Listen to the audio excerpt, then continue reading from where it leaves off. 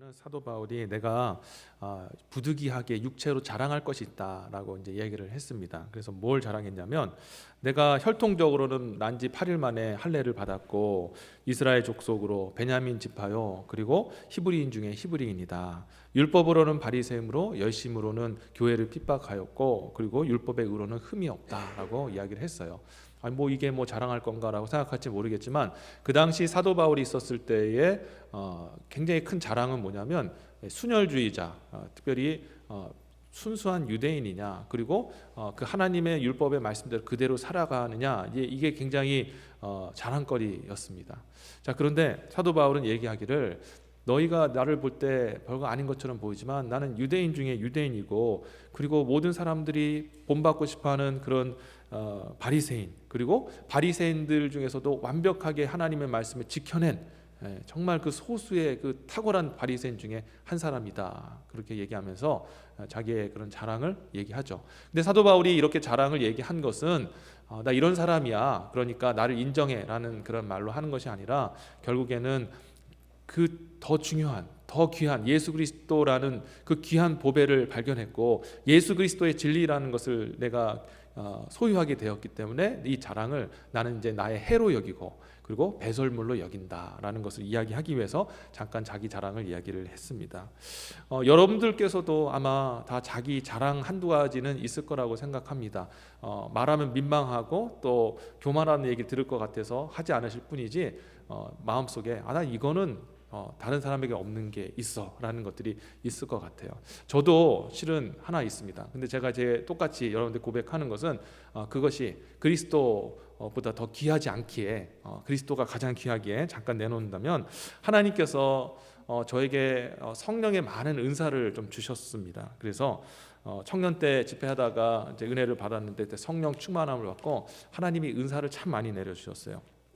방언하는 은사, 또 방언을 통역하는 은사도 주셨고 환상도 하나님이 보게 해주셨고 또 예언하는 은사도 보여주셨고 또 성령이 충만해 있을 때에는 사람의 이 심령과 또 마음의 고민의 상태까지 한 번에 이렇게 성령께서 깨달아 알게 해주시는 그런 은사도 있었어요. 한 번은 한 집사님께서 이렇게 금요 기도회 때 제 성령 충만하여 있을 때 기도하고 계셨는데 갑자기 성령께서 남편 문제 때문에 힘들어하신다라는 마음을 주신 거예요. 이거는 제가 설명할 길이 없습니다. 그냥 그렇게 느껴졌어요. 그래서 제가 집사님과 찾아가서 위로를 해드렸어요. 집사님, 남편 문제 때문에 하나님이 걱정하지 말라고 기도하면 하나님께서 해결해 주신다는 마음 주시네요. 했더니 깜짝 놀라더니 가뜩이나 크신 분인데 더 뻥 커지면서 아니 어떻게 하셨어요?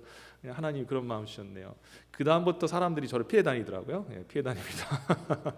자, 어쨌든 근데 이렇게 하나님의 은사를 많이 받아서 목회자로서 참 저는 감사하다 생각해요. 왜냐하면 제가 그 은사를 지금 뭐 사용하거나 그러지는 않지만 적어도 하늘의 그 은사들이 있다라는 것을 체험하고 목회를 하고 있기 때문에 더욱더 그런 어떤 하늘에 하나님 주시는 복들에 대해서 확신할 수 있고 여러분들에게 이야기할 수 있기에 저는 그래도 하나님께 참 사랑을 많이 받은 그런 사람이구나라는 생각이 들기도 합니다. 자, 그런데 제가 이렇게 성령에 충만해 있었을 때 은사를 그 당시 제가 성령 충만 받았을 때의 교회 분위기가 섬겼던 그 교회 분위기가 하나님께서 이게 교회를 이전하면서 막 성도들에게 은사를 많이 부어주시려던 때였거든요. 그래서 은사 사용하는 것이 너무나 자연스러운 그런 상황이었습니다. 그래서 저도 교회에서 은사들 많이 사용하고 또 청년 그때 학생이었는데 리더로서 우리 청년 아이들 같이 저의 이제 그 소그룹에서 은사를 사용했어요. 근데 어느 날 제가 그때 3학년 때 대학 3학년 때 제가 말씀드려서 아시겠지만 하나님 앞에 소명을 받고 신학교 가야겠다라고 준비하고 있는 그때 성령의 충만함과 은사가 있었는데 그때 그 은사를 사용해야 되는데 우리 학생들한테 내 후배들한테 안수 기도를 좀 해줘야겠다라는 마음이 든 거예요. 그래서 그때 여러분 안수 기도가 함부로 하면 안 됩니다. 그거는 하나님께서 특별히 하나님의 그 기름 부으신 종들에게 주신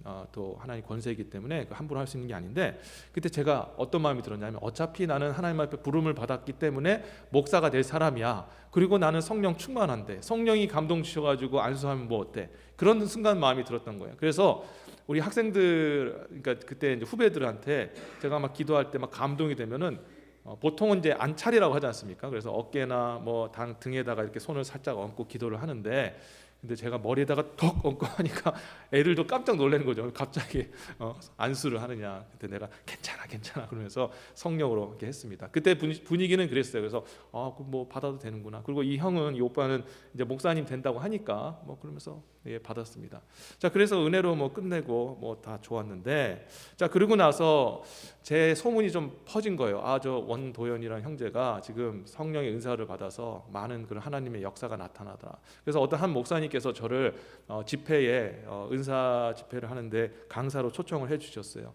그래서 많은 분들이 제 소문을 듣고 와가지고 와서 같이 기도하고 기도받기 위해서 오셨는데, 거기 어떤 한 남성분이, 나이는 제가 볼 때 한 60대 정도 되시는 분인데 휠체어를 타고 오신 거예요. 몸이 다 삐쩍 말랐고 진짜 제가 몰골이 너무 상해서 오늘 돌아가셔도 이거 이상할 것이 없을 정도로 정말 힘이 없이 이렇게 축 처진 그런 모습으로 이렇게 아내가 휠체어를 끌고 오시는 걸 보았습니다. 그래서 제가 살짝 물어보니까 암에 걸리셨다는 거예요. 여러분, 그런 마음을 들면 어떤 마음이 들겠습니까? 저희 안에는 성령이 충만하고 은혜가 충만한데 그런 분이 오시면 당연히 하나님 낫게 해주십시오, 하나님 치료해 주십시오라는 그런 긍휼의 마음과 사랑의 마음으로 기도해 주지 않겠느냐라는 거죠. 자, 그래서 제가 하나님 앞에 기도했어요. 하나님 주신 은사를 가지고 이분들에게 소망의 말씀을 좀 전해 주십시오 하고, 이제 하나님께서 예언의 말씀으로 선포해 주시기를 기도하면서 이제 제가 안차를 하면서 이제 기도를 했습니다. 그때 제가 뭐라 기도했냐면, 하나님, 이 성도님을 낫게 해주실 줄 믿습니다. 깨끗하게 치유하시고 새 생명으로 인도하실 것입니다 하고 아주 선포를 해버렸습니다. 왜냐하면 마음이 뜨거웠기 때문에, 또 그렇게 해줄 줄이라고 저는 믿었기 때문에. 그래서 그 집사님인 것 같아요. 제가 정확하게 그거는 모르겠는데, 직분은 모르겠는데, 그때 그분이 작은 소리로 아멘 하시는데 그 뒤에 계신 아내분이 모든 교회 성도들 목소리보다 더 큰 소리로 아멘 하면서 받는 겁니다. 자, 그때 참 제가 그때 사역을 하고 그분도 이렇게 기도 응답을 받은 것을 생각하고 이제 돌아갔습니다. 선한 마음으로 은사를 사용했고, 또 그분도 예언의 그런 기도를 믿음으로 받아주셨고, 또 그리고 또 하나님께서 그분을 치료해 주실 것이라는 그런 믿음도 있었기 때문에 돌아가는 길 정말 문제 없이 뿌듯하게, 내가 또 하나님의 귀한 사역들을, 내가 하나님의 큰 도구가 되어서 사역했구나라는 마음을 가지고 행복하게 돌아갔어요. 자, 그리고 나서 한 몇 개월 있다가 저를 초청해 주신 목사님하고 이제 만나서 교제하는데 제가 물어봤죠. 그때 그 집사님 건강하세요? 라고 얘기했는데 얼굴 표정이 바뀌시는 거예요. 왜 그런가 했더니, 안타깝게도 그때 제가 청년이었으니까 안타깝게도 그분이 내가 기도하신 후에 얼마 있다가 하나님이 부르심을 받았다라고 하는 거예요. 제가 그 얘기를 듣는데 진짜 망치로 한 대 뒤통수를 맞은 것처럼 쾅 하면서 정말 너무 충격을 받은 거예요. 왜냐하면 그때 당시에 저는 믿음이 있었거든요. 하나님이 고쳐주실 거라는 제 마음에도 감동이 있었고, 제가 기도해주면 나을 것이라, 그런 믿음이 있었습니다. 그리고 그분도 믿음으로 받았잖아요. 아멘 하면 받았잖아요. 뭐가 문제인가라는 생각이 들면서, 그때 내가 역사한 것이 혹시 사탄의 역사였나? 내가 사탄의 도구로 쓰였는가? 막 그런 마음이 좀 들어서 혼란이 찾아왔습니다. 그래서 막 생각해보고 고민해보고, 도대체 하나님 왜 그러십니까? 저에게 왜 이런 수치를 주시고, 이 교회, 그래서 그 교회가 한번 술렁했대요. 저 때문에. 그 목사님이 저를 그래도 사랑해 주셔가지고 얘기를 안 해주셨는데, 그것 때문에 술렁해가지고 목사님이 그것 때문에 굉장히 곤란함을 겪으셨다고 얘기를 하더라고요.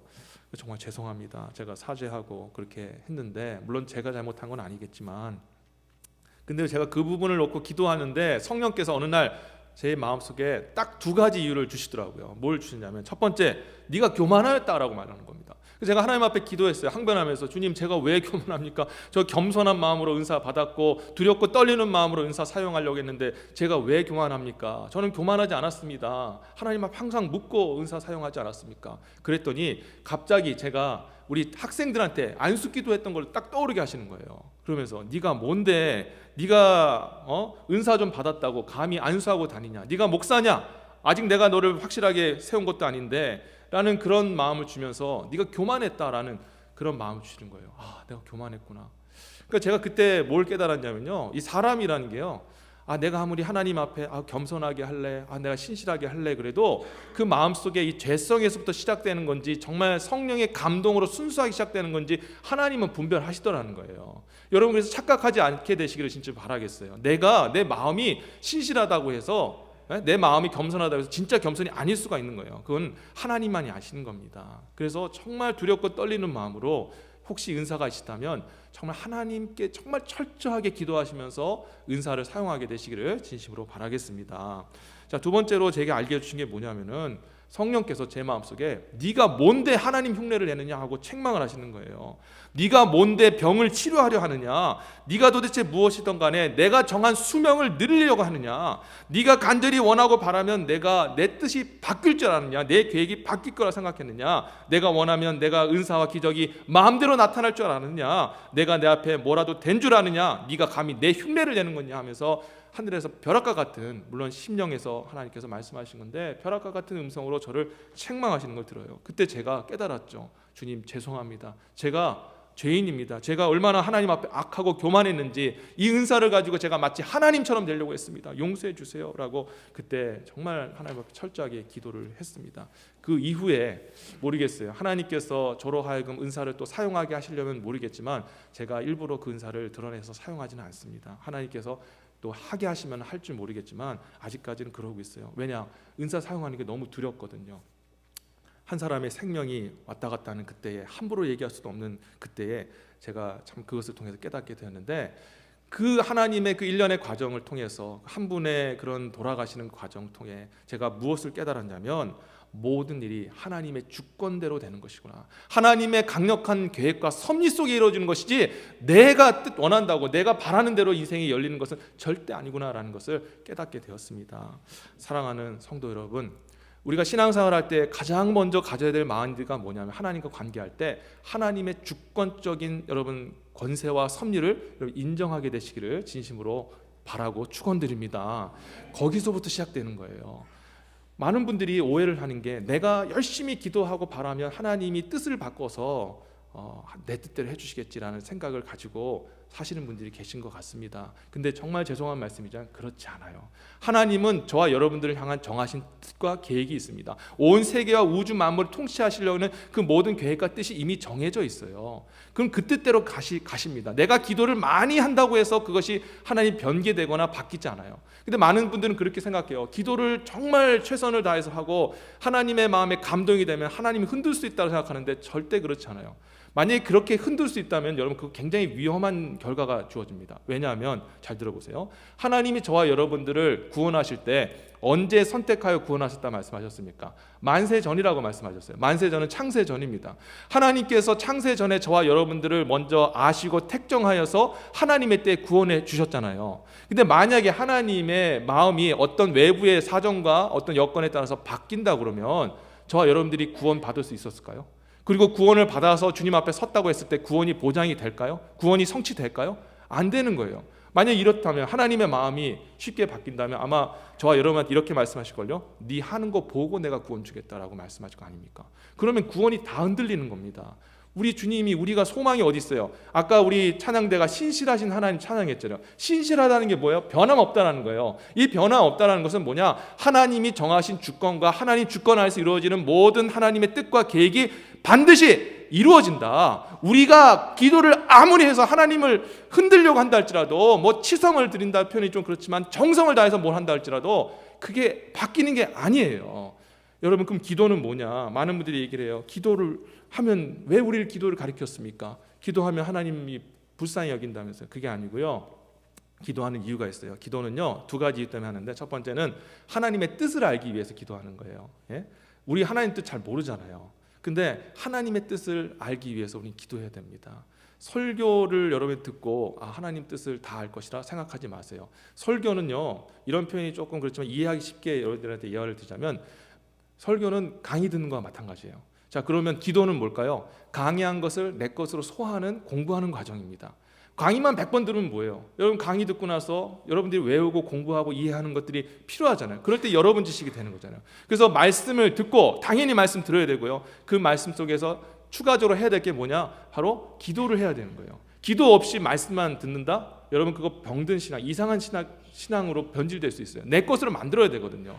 그리고 이 기도하는 것이 뭐냐면, 두 번째로 그렇게 알게 되어진 하나님의 뜻이 있을 때 내 뜻을 하나님 뜻 앞에 내려놓기 위해서, 다시 말해 쉽게 말씀드리자면 내 뜻을 꺾고 하나님의 뜻을 받아들이기 위해서 기도하는 것이다라는 것을 여러분이 기억하셔야 되는 거예요. 기도의 목적이 그거라는 거예요. 내가 막 열심히 정말 막 최선을 다해서 기도하고 뭐 아침에 기도하고 저녁 기도해서 하나님 마음을 감동해서 하나님 계획을 내 쪽으로 바꾸려고 하는 게 기도가 목적이 아니라는 거예요. 기도는요, 하나님의 정하신 뜻에 내 뜻이 꺾여지는 거예요. 거기에 맞춰가는 것이 기도의 목적인 것입니다. 여러분, 그래서 마가복음 14장 36절에 예수님께서 보이신 마지막 겟세마네 기도가 바로 기도의 정수 아닙니까? 가라사대 아바 아버지여, 아버지께서 모든 것이 가능하시오니 이 잔을 내게서 옮기옵소서. 그러나 나의 원대로 마시고 아버지의 원대로 하옵소서. 아멘. 이게 기도예요. 근데 우리 잘못 알고 있어요. 우리 제 목사들 문제라고 생각합니다. 목사들이 잘못 가르쳐 준 거예요. 예?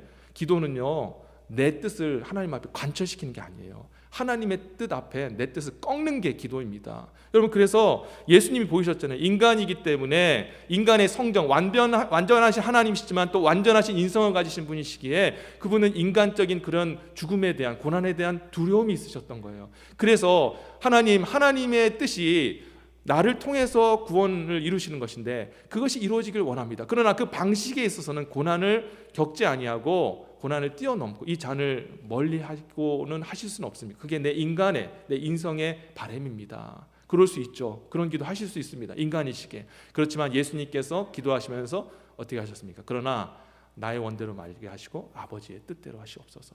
그리고 아버지 뜻, 예수님의 그런 뜻을 꺾고 하나님 아버지의 뜻을 자기 것으로 수납하여서 결국에는 순종하여 십자가에 못 박히시고 피 흘리심으로 구원을 이루셨지 않습니까? 이게 바로 기도예요. 사랑하는 성도 여러분, 그래서 여러분들이 이제 앞으로 오해하지 말아야 될 게 뭐냐면 하나님 우리 의지로 꺾을 수 있다, 하나님을 변화시킬 수 있다라고 절대 생각하지 않게 되시기를 바라겠습니다. 하나님은 뜻하신 그대로 가는 거예요. 하나님 그대로. 그러면 행복한 인생은 어떤 인생일까요? 행복한 인생은 하나님 안에 있는 인생, 하나님의 뜻이 내 뜻이 되어지는 인생, 내 소원이 아니라 하나님의 소망과 하나님의 비전이 나의 소망이 되고 나의 비전이 되는 인생이 되어질 때 행복한 인생을 살 수 있는 줄 믿으시기를 바랍니다. 여러분, 이게 정말 중요한 거예요. 많은 성도님들이 살아가면서 신앙생활하면서 막 힘들어해요. 하나님 정말 모르겠다, 하나님 이해할 수가 없다, 하나님 나를 버리신 건가? 그 왜 그런지 아십니까? 죄악된 본성에서 찾아오는 내 소망과 하나님의 뜻이 부딪히기 때문에 그런 거예요. 근데 하나님은 변하지 않으시거든요. 신실하신 분이시거든요. 정하신 것은 절대 하나님 굽힘이 없으세요. 그러신 하나님이신데 나는 하나님 뜻에 없고 내 하나님 뜻 바깥에서 내가 원하는 것, 소망을 계속 부르짖고 있으니 여러분 삶이 편하겠습니까? 불편한 거예요. 일을 하면, 추진하면, 하나님 기도하면 들어줄 줄 알고 있다가 일이 안 돼요. 예? 어려움을 찾아와요. 막 계속했는데 계속 뭔가 잘못된 길로 가고 있어요. 그럴 때 하나님 당신이 틀렸어요라고 얘기할 게 아니라 내가 하나님 길에 서지 않았나라는 것들을 생각해 봐야 된다는 거예요. 그래서 기도를 통해서 여러분들이 바꿔 나가야 돼요. 여러분, 그렇게 우리가 너무나도 하나님 앞에 그렇게 살아갈 때가 얼마나 많이 있습니까? 여러분, 신앙생활 하면서 혹시 2025년간 하나님에 대해서 오해하고 계시거나 불편한 마음이 계시고 여전히 하나님 하면은 막 좀 거부감이 느껴진 분이 계시다면 다시 한번 생각해 보세요. 내가 하나님 자리에 서지 않아서 그런 것은 아닌가라는 것을요. 그런데 중요한 것은요, 우리가 하나님 안에 서게 되면요, 하나님 소망을 내 소망 삼고 하나님 비전을 내 비전 삼으면 어떤 일이 벌어지냐? 행복과 우리 삶 속에 능력이 나타나는 거예요. 예? 행복과 능력이 나타나는 거예요. 목사님 말도 안 됩니다. 제가 원하는 건 이건데 이거에 안 들어지고 막 그렇게 하나님 뜻대로 가게 되면 나는 싫은데요, 행복하지 않은데요 라고 생각할지 모르겠는데요, 행복해져요. 왜 그러냐? 오늘 사도 바울이 뭐라고 얘기하냐면요, 자, 빌립보서 4장 11절과 13절에 보면은 내가 궁핍함으로 말하는 것이 아니라 어떠한 형편에 있든지 내가 자족하기를 배웠노니 내가 비천에 처할 줄도 알고 풍부에 처할 줄도 알아. 모든 일에 배부르며 배고픔과 풍부와 궁핍에도 일체의 비결을 배우노라. 내게 능력 주신 자 안에서 내가 모든 것을 할 수 있느니라. 아멘. 사도 바울은 원래 자기의 인생, 자기의 꿈을 펼치고 싶었던 사람이었습니다. 그래서 열심히 정말 공부해서 최고의 율법학자가 되기를 원했습니다. 그리고 사람들한테 인정받는 바리새인 중에 바리새인들이 되기 원했고요. 그리고 사람들의 존경받기를 원했어요. 그래서 그리스도인들을 핍박할 때 앞장서서 나가서 한 거 아닙니까? 정치적으로 보면은요, 어떤 사람들이 막 나 이거 원해 그래도 실질적으로 나가서 합시다 하고 앞에 나가는 사람들 있잖아요. 그런 사람들이 뭐 대통령도 되고 그런 거 아니겠어요? 그런 것처럼 바울도 아마 자기 인생에서 그때 당시에 그 유대 사회에서 한 획을 긋는 인생을 살고 싶었던 거죠. 그래서 그렇게 열심을 내고 최선을 다해 사람들이 감히 범접할 수 없는 탁월함으로 지혜와 지식을 구하고 그렇게 살았던 것입니다. 그런데 그렇게 살다 보니까 어떤 일이 벌어지냐면 하나님 뜻하고 반대의 길을 가는 거예요. 하나님은 바울을 통해서 복음을 전하기 원하시고 바울을 통해 하나님의 나라를 확장을 원하시는데 사도 바울이 어느 길로 갔습니까? 자기 원하는 길로 갔던 거예요. 자기 성공하는 길, 자기의 그 정욕에서 비롯된 자기의 유익을 위한 길을 쫓아갔던 거죠. 그러다 보니까 하나님 입장에서 계속 거치는 겁니다. 그래서 하나님께서 어떻게 하셨어요? 계속해서 극단에 처하자 빛으로 예수 그리스도께서 임하셔서 그 눈을 멀게 하신 거예요. 그래서 그 당당하고 대단했던 사도 바울이 꼬꾸라져 가지고 다메섹에 있는 정말 작은 그런 집, 알지도 못하는 작은 집에 끌려 들어가서 커튼 닫히고 그게 웅크리면서 몇 날 며칠을 그렇게 비참하게 식음을 전폐하면서 날 이러다 죽겠다라는 마음으로 바닥까지 내려가게 된 겁니다. 그때 하나님께서 아나니아라는 사람을 보내셔서 뭐라고 말씀하셨습니까? 형제 사울이여, 주님 대신 예수께서 나를 보내셔 당신의 눈을 보게 하시고 다시 성령의 충만함을 받게 하시기를 원합니다 하고 안수하여 기도해 주잖아요. 그때 그 눈에서 비늘이 벗겨졌다 얘기합니다. 근데 놀라운 건 뭐냐면 사도 바울의 눈에서 육신의 비닐이 벗겨질 때 유관이 열리면서 함께 그의 감겨졌던 그 영안도 함께 열리게 되어지는 기적이 일어나게 된 거예요. 그때 사도 바울이 깨달았던 거예요. 아, 내 모든 것들 지금까지 추구했던 인생 이거 잘못되었구나. 잘못된 방향으로 갔구나. 이제는 내가 하나님의 이 명령하신 대로 많은 이스라엘과 이방들에게 복음을 증거하는 하나님의 종으로 이 세상을 하나님의 말씀을 증거해서 변화시키고 구원하고 하나님의 나라를 세우는데 쓰임받는 것이 이제는 나의 소망이요 나의 비전이요 나의 인생의 목적이 되도록 하겠다 하고 그때 바뀌게 된 겁니다. 그러고 나서 여러분 사도행전 읽어보시면 사도 바울이 즉시로 눈이 딱 떠진 후에 지체함 없이 나가서 전도하잖아요. 어떻게 그런 일이 가능합니까? 사도 바울이 대단한 사람이라서 의지의 사나이라서 아니에요. 그의 모든 것들이 하나님 비전으로 바뀌게 되었기 때문이라는 거죠.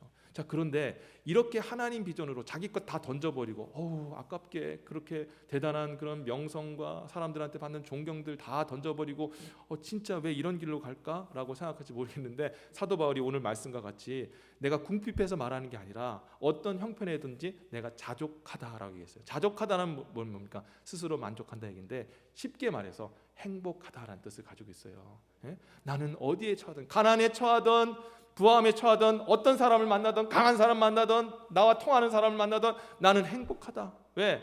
왜냐하면 거칠 게 없는 인생이기 때문에. 예? 보니까 내 인생의 문제가 나 이 사람 때문에 내가 문제였어. 내가 지금 내 환경이 열어지지 않고 내가 원하는 것들이 이루어지지 않아서 그런 거야. 하나님 때문에 그런 거야. 내가 이 시대만 안 태어났으면 이 상황만 아니면 내가 성공할 텐데 여러분 그게 아니에요. 예? 하나님 때문이 아니고 상황 때문이 아니고 그 사람 때문이 아니고 나 때문인 거예요. 내가 하나님하고 잘못된 길 하나님의 뜻에 정하신 그 뜻과 섭리과 건세 아래에서 살지 아니하고 내 뜻대로 살다 보니까 하나님과 자꾸 부딪히다가 보니까 이런 불행한 삶이 찾아오는 거예요. 맨날 우울하고 답답하고 실패감이 가득 차고 나는 도대체 뭔가 내 인생은 아직도 꽃이 안 피는가 꽃도 안 피고 이렇게 그냥 시들 것인가 여러분 그거 아니잖아요. 여러분 우리 주님께서는 저와 여러분들 행복하기를 원하십니다. 주 안에 거하서 하나님의 비전을 삼으면요 행복해져요. 하나님이 그런 은혜를 주시니까요. 부딪힘이 없어요. 그런데 더 놀라운 일은 어떤 일이 벌어지냐면 13절에서 내게 능력 주신 자 안에서 내가 모든 것을 할 수 있대요. 여러분 이게 놀라운 것 아닙니까? 사도 바울이 다 버렸어요. 진짜 가난한 자 되었고 정말 낮은 자가 됐습니다. 그런데 하나님이 그를 통해서 기적을 일으키고 놀라운 역사를 일으키는 거예요. 예를 들어서 사도 바울이요 아테네라는 곳에서 복음을 전했습니다. 아테네라는 것은 아덴이라고 하는데 그때 당시에 사도 바울이 사역했을 당시에는 정말 기라성 같은 우리 이 철학 교과서나 그리고 도덕 교과서 나오는 그 위대한 철학자들이 그 활동했던 때입니다.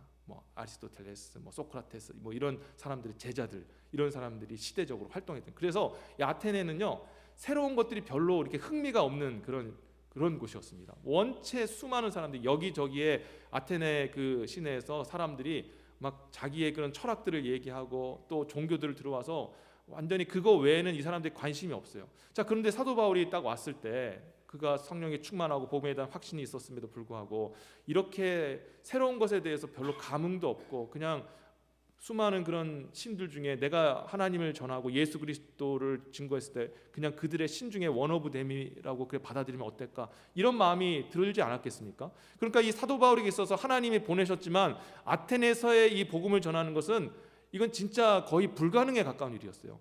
야, 이거 하다가 사람들이 그냥 괜히 전했다가 예수님을 그렇게 원 오브 댐의 그런 신으로 그렇게 그냥 내가 전하는 복음을 그 수많은 사상과 철학 중에 하나로 생각하면 어떨까라는 그런 마음에 의구심이 들지 않았겠습니까? 두렵고 떨리는 마음으로 사도 바울이 많은 사람들이 그랬던 것처럼 그 아테네 시에 올라가서 사람들에게 여길 보시오 하면서 이제 복음을 증거하기 시작한 겁니다. 그러자 사람들이 뭔 얘기를 하느냐 하고 왔겠죠. 그래서 거기에 보면은 뭐 에피쿠로스 철학자부터 시작하여서 당대에 유명했던 철학자들 뭐 그런 사람들이 와서 딱 팔짱을 끼고 이렇게 듣는 겁니다. 한번 뭘 얘기하려는 것이요 하고 얘기를 할 때 사도 바울이 이제 복음을 꺼낸 거예요. 그러다 보면 우리 성경에는 잘 나오지 않았지만 분명히 철학자들과 사상가들이 질문했을 겁니다. 그게 말이 된다고 생각하시오? 신이 어떻게 하나님의 그 신이라는 분이 육신의 몸을 입고 이 땅에 올 수 있고 그가 죽음을 통해서 어떻게 구원이 이룰 수 있단 말이오? 그러면서 막 비난하고 아유 하면서 손가락질하면서 어떤 사람은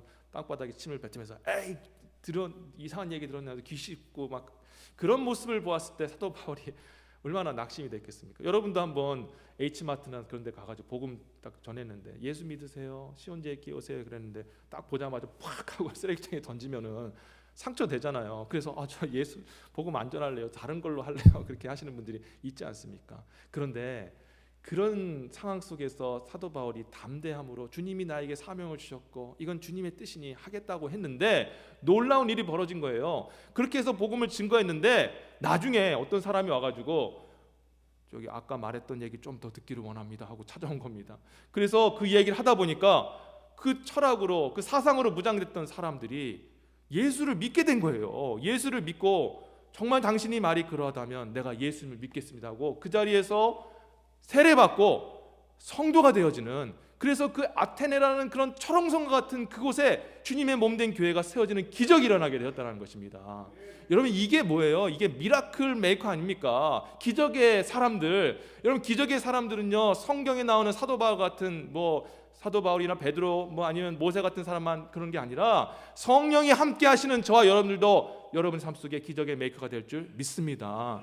우리 그리스도인의 삶이 원래 그런 거예요. 그리스도인은요 실망하고 낙심하고 막 불평하고 그런 인생을 사는 게 아니라 하나님 손에 붙들려서 성령에 붙들려서 하나님의 역사를 마음껏 나타내고 하나님이 기적을 일으키실 때 여러분의 그 기적의 선포를 통하여서 기적이 나타나도록 여러분들이 기도할 때 그 기도를 통해서 역사가 나타나도록 여러분 그렇게 만드신 거예요. 그렇게 부르셨다니까요.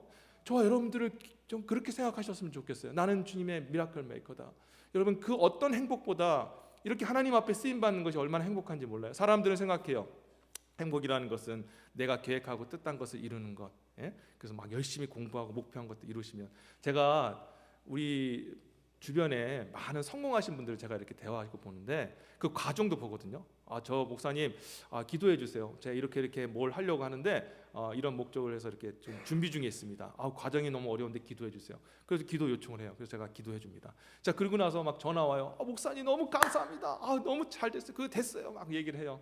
자, 근데 제가 지금까지 본 결과에 의해서 그렇게 기뻐한 것을 한 달 이상 기뻐하시는 분을 본 적이 없어요.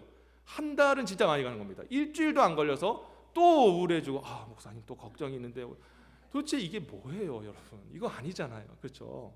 우리 삶이 혹시 그렇게 살고 있지는 않습니까? 주님의 은혜로 소망과 비전이 있다고 그러고 나를 하나님의 그런 놀라우신 하나님의 복음 증거자로서 하나님을 영광을 나타내고 하나님의 능력이 나타낸 도구가 된다고 얘기하는데 항상 늘 실패감과 좌절과 분노와 미움과 그런 마음을 가지면서 이게 바로 인생 허비입니다. 누워가지고 TV 본다고 인생 허비하는 게 아니라 유튜브 보는 인생 허비. 진짜 인생 허비하는 건요, 우리가 하나님 앞에 그렇게 쓰임받지 그렇게 부름 받았음에도 불구하고 그런 인생을 살지 못하는 그게 인생 허비 아니겠어요?